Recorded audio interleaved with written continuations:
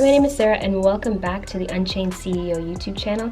Today we are talking about how to take care of your mental health in 2020. It is so important and I have 4 really great tips, and I feel like this is the year when more than any other time we have to value taking care of our mental health. So if you're interested in those tips, keep on watching.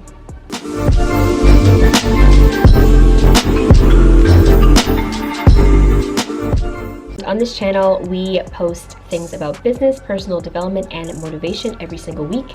So do me a favor, hit the like button so that other people can find this content. Share it if you feel that it resonated with you. And you know, if you want to join the fam, stick around, continue to grow and thrive in 2020 and beyond, go ahead and hit the subscribe button and the notification bell so you never miss a video. Tip number 1, don't be so hard on yourself.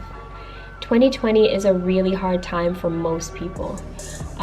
From the pandemic that's happening to all of the news coverage on the things going on both here in Canada as well as in America in terms of racism, the Black community, Black Lives Matter, all of that.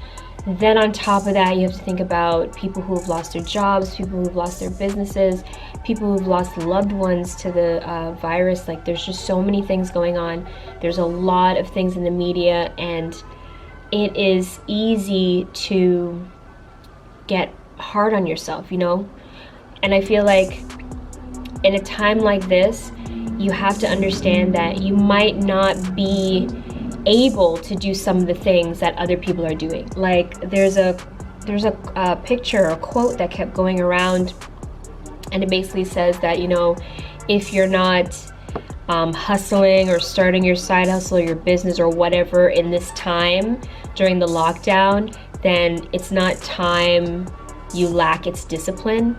And I really didn't like seeing that, because most of the time I'd be all for it, but this quarantine time or this lockdown time is not synonymous with vacation time or time off or whatever. This is not that kind of time. So you may not be in the right frame of mind mentally, emotionally, physically, financially to even be able to think about any of these side hustles or business or whatever. A lot of people are starting side hustles and businesses right now out of necessity. It's not because it's really something they want to do, but they've lost their jobs, they've lost their income, they may have some money coming in, but they're desperate. So if you have the energy and you have the capacity to do it, then go for it.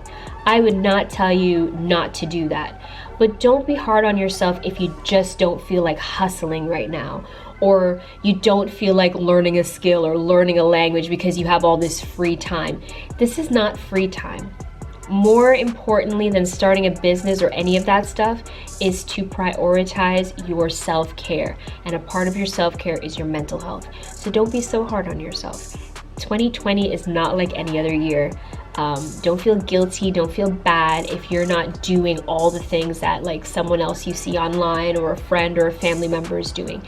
Pace yourself, take care of yourself, and do what you can, and God will take care of the rest. Tip number 2, find the right support.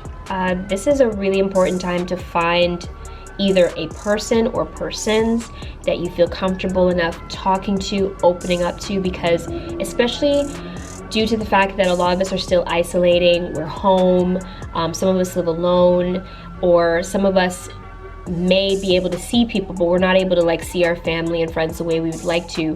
It's very easy to get closed off and in your own little bubble and in your own little world, and you may have things that you want to talk about, things you want to get off your chest, but you're afraid or you don't have anyone that you can think of to talk to.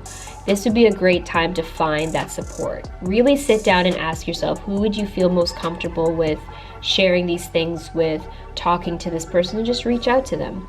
And also remember, in terms of this time, it's important that you reserve it, preserve it. This is not the time to be spreading yourself thin and giving yourself to this thing and that thing and that thing and that thing, and someone asks you to come here, you go, someone asks you to do this, you do it. This time is really, really crucial to your mental health, because if you start spreading yourself out doing a little bit of this, doing a little bit of that. Even if it's not physically going out and meeting with people, committing yourself to being online with your friends. I know some people are doing a lot of like online parties and things like that. Maybe you're just not up to it. Filter that. Know when is the right time for you and when isn't, and don't feel guilty if you just don't feel like being a part of it this week or this month. Don't feel guilty if you just want to self-reflect and meditate and be alone for a little bit. But have that person who, when you are ready to talk, when you are ready to open up, when you just want to vent, or when you just want someone to be a listening ear, or if you want advice, have that person that you know you can talk to, that you can open up to. Third tip is to learn the art of saying no. I could teach a whole class on this one. It is so important to learn how to say no. And there's a way to do it. Of course, there's a way to do it badly.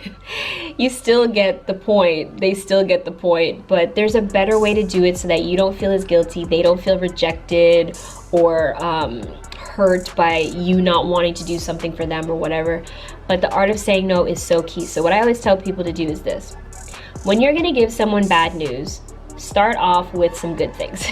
So start off with like 2 good things or 1 good thing, and then go into the criticism or the bad news or whatever.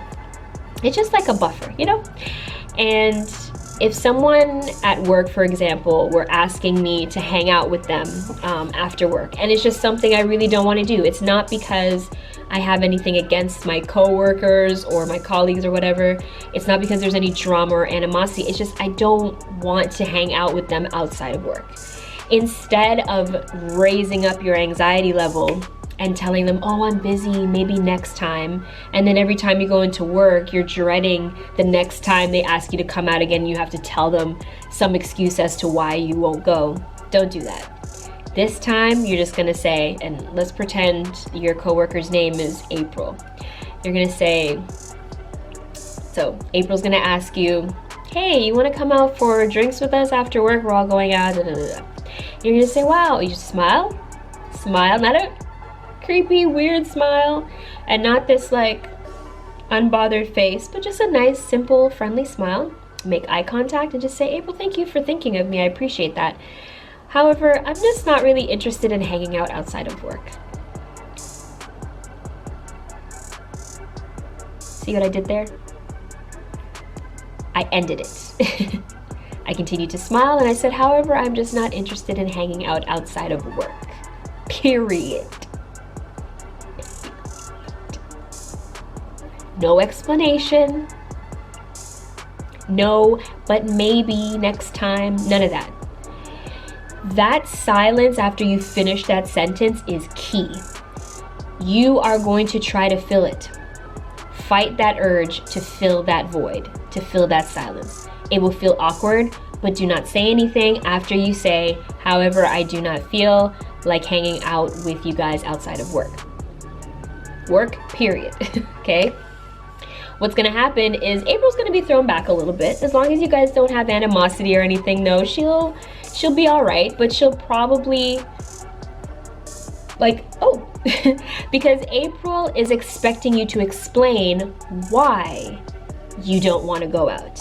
But what you need to understand is that the art of saying no, one of the things to learn is that you do not owe anybody an explanation as to why you don't want to do something.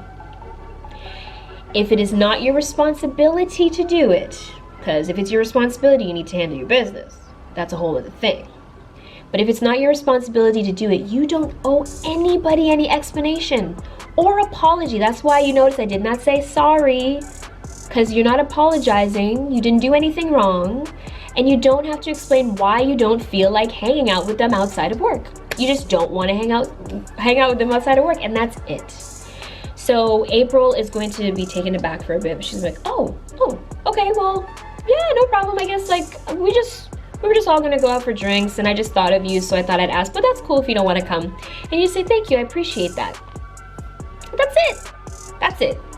I tell you, if you do it this way, when you go back to work, the first encounter after you have this conversation with April is gonna feel a little bit awkward. You can't avoid that. but it's gonna feel way less awkward than if you continue to lie and pretend and act as if you want to, or give her the impression that it's just because you're busy while you're not, when in reality you don't want to at all. Learn to say no. It is important for your mental health. It is important that you don't say yes to things out of guilt or some weird invisible obligation that you feel you have to people. The one thing you have a true obligation to, and that is to preserve your time and your mental health. Do not cave.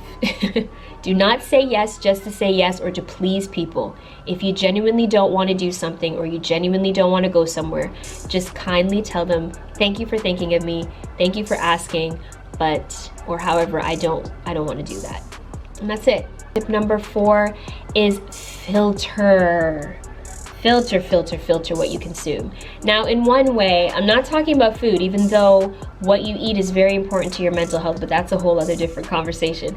Today, we're talking about media, news, things you read, things you see, the people you talk to, the conversations you're having. In this time when your mental health is already so fragile due to everything that's going on, this is not the time to just let any and old thing into your brain. During this entire pandemic, I have made a point, due to both health reasons and work-related things, I've made a point to only check the news once a week. I only check it once a week. I do not every day wake up and check the news feeds. Anytime I see someone posting anything about it on social media, I click the little 3 dots and I tell Facebook that I'm not interested in seeing that post. When I'm on YouTube, if I see anything in regards to it, I also click again, I'm not interested, so that YouTube won't show me that content anymore.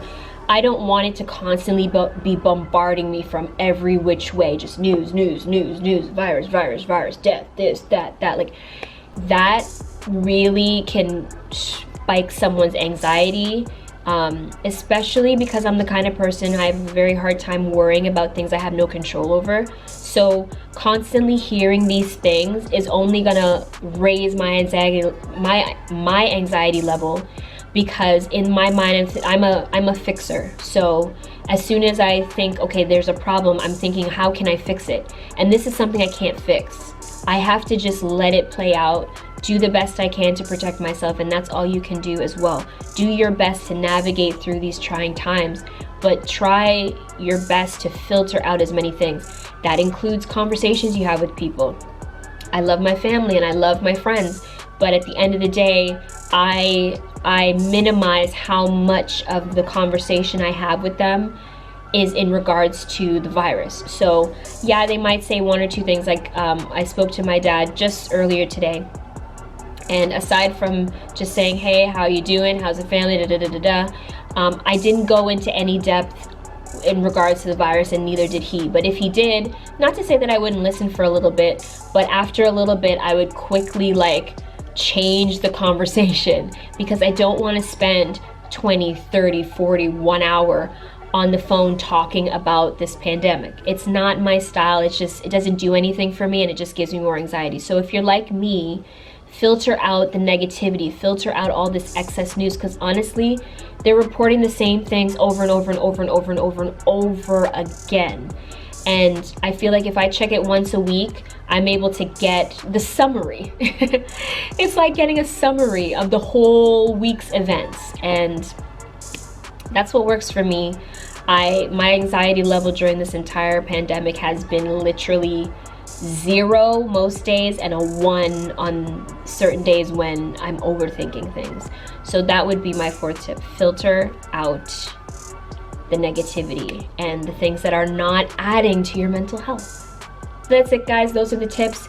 If you have any other suggestions, I want you to comment below, because there are people that are going to watch this video, and a comment that you leave could really change someone's life, could really lift someone's spirits. So go ahead and leave some positivity down below.